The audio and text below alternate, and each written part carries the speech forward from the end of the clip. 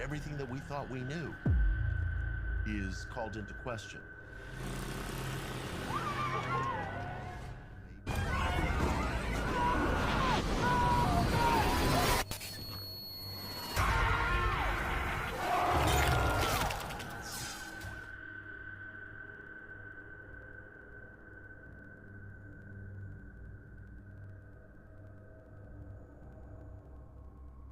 तो all right, हमारी movie की स्टार्टिंग जिसके फर्स्ट सेगमेंट का नाम लिव एंड लेट डाई होता है, जो कि काफ़ी ज़्यादा क्रीपी था। आइए देखते हैं कैसे। तो इस फाउंड फुटेज सेगमेंट के स्टार्टिंग में हम सभी ही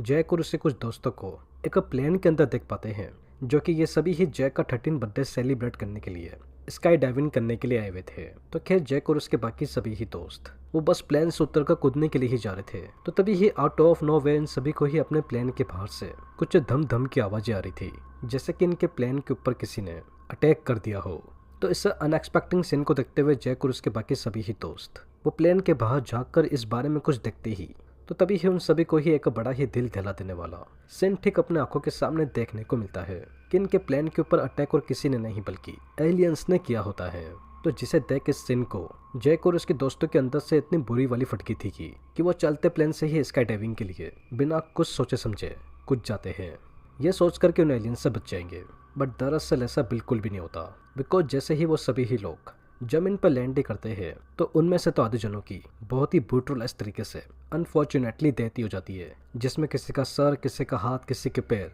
एंड कई तो बीच में से ही फट के मर जाते हैं, जो कि वो आप सभी ही इस समय देख ही पा रहे होंगे। तो खैर इस प्लेन अटैक के दौरान जैक जैसे कुछ और लोग भी बच गए थे, जैसे कि माइक एंड उसकी गर्लफ्रेंड जेस। तो खैर ये तीनों ही जिनको कुछ समझ में नहीं आ रहा था कि क्या करे, कि कहाँ जाए और कैसे अपनी जान बचाए, क्योंकि सिचुएशन ही कुछ ऐसी थी। तो तभी ही उससे पहले ठीक जैक के सामने ही वो एलियंस पता नहीं इन झाड़ियों में से कहाँ से आ जाते हैं। वो जेस एंड माइक को बहुत ही बुरी तरीके से अंदर से उनकी बॉडी को फाड़ कर बिल्कुल ही सुखा कर मार देते हैं, जैसे कि वो कोई पुतले हो। तो हावेवर अपने दोस्तों को इस तरीके से ठीक अपने सामने से मरता हुआ देख जैक, जिसको कुछ समझ में नहीं आ रहा था कि क्या करे, तो तभी ही वो भगते भगते इस खेत से बाहर पहुंच जाता है, जहाँ पर उसको गाड़ी से जाता हुआ एक आदमी दिखता है। तो जिसे देख वो उस आदमी के कार को देखकर उसके अंदर बैठकर उस आदमी से हेल्प ही मांगता। तो तभी ही उससे पहले वो क्रीपी से दिखने वाले एलियंस वो एक ही झटके में उस आदमी के साथ साथ जैक को भी सेम बाकी लोगों की तरह उसके बॉडी के अंदर के खून को सुखाकर उसकी खोपड़ी को फोड़कर मार डालते हैं। एंड बस इसी के ही साथ हमारा ये सेगमेंट जैक केस से मरते ही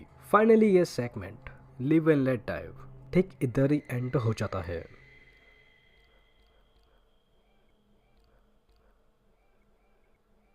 फॉर बेबीज वेल, हमारे इस सेकंड सेगमेंट की स्टार्टिंग थोड़ी सी अनकॉमन वे में होती है, जिसमें हम सभी को ही इस फाउंड फुटेज सेगमेंट की स्टार्टिंग में एक एनिमल राइट्स एक्टिविटीज ग्रुप को दिखाते हैं, जो कि ये सभी ही ठीक सामने दिख रहे हैं एक लैपटॉप के अंदर किसी बेकी नाम की लेडी के बारे में बात कर रहे थे कि वो अपने पालतू जानवरों के साथ काफ़ी ज़्यादा अनसेटलिंग रिलेशनशिप रखती थी, जो कि अभी के लिए आप बस इतना ही जान लीजिए कि वो अपने मरे हुए पालतू जानवरों को मरने के बाद भी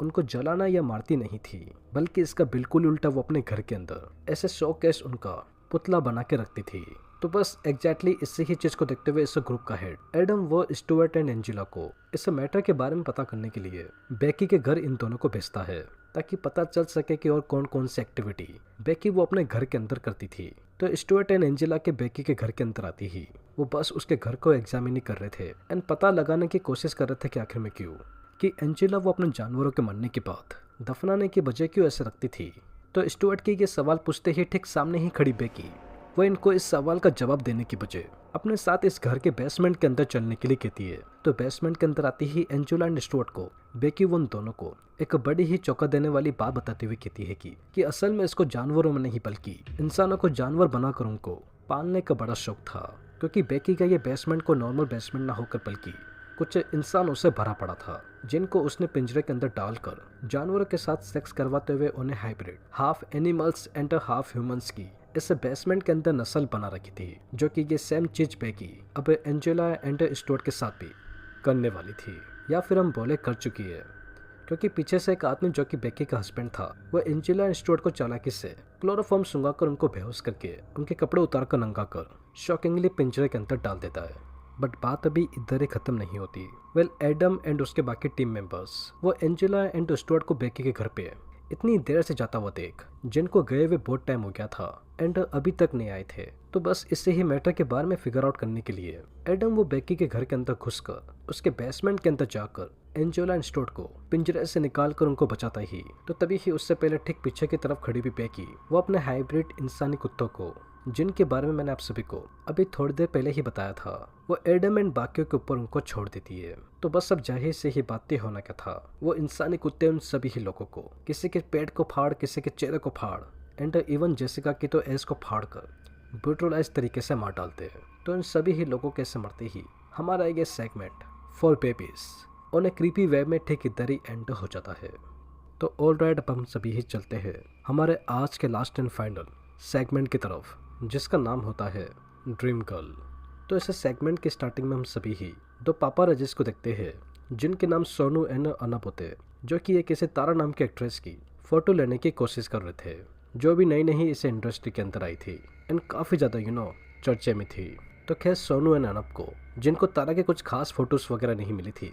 एंड इनको किसी भी हालत में कुछ अच्छी फ़ोटोज़ लेनी ही थी, बिकॉज अगर ये फ़ोटोज़ नहीं ले पाते तो इनका मैनेजर इनको किसी भी समय जॉब से निकाल देता। तो सोनू एंड अनप बिना अपना टाइम वेस्ट के सीधे फिल्म सिटी की तरफ निकल जाते, जहाँ पर तारा उसके आज रात को कोई फिल्म की शूटिंग वगैरह होने वाली थी। एंड अब बस ठीक इधर से ही ये होल इंटायर सेगमेंट एक इतने बड़े लफड़े की तरफ जाने वाला है, जो आपने एक्सपेक्ट नहीं किया होगा। तो main wise Sonu and Anoop के फाइनली फिल्म सिटी के अंदर आती ही, जहाँ पर अभी इस समय तारा के किसी गाने की शूटिंग हो रही थी, वो फाइनली ख़त्म हो जाती है। तो गाने की शूटिंग होने के बाद तारा वो अपनी वैन के अंदर जाकर थोड़ा सा रेस्ट ही कर रही थी। तो तभी ही out of the blue Anoop वो तारा की वैन के अंदर घुस आता है एंड उसके साथ कुछ फोटोज वगैरह मांगने की कोशिश कर रहा था। बट अब यहाँ पर दिक्कत की बात ये थी कि अनप वो यहाँ पर तारा को एक लड़की समझ रहा था। तो तारा वो नॉर्मल लड़की ना होकर एक बड़ी ही खतरनाक एंड्रॉइड होती है, जिसने तारा का चेहरा फाड़ कर उसका रूप ले रखा था। एंड अब ये तारा से मूव ऑन करते हुए, जो कि उसको ये बहुत ही पहले मार चुका था,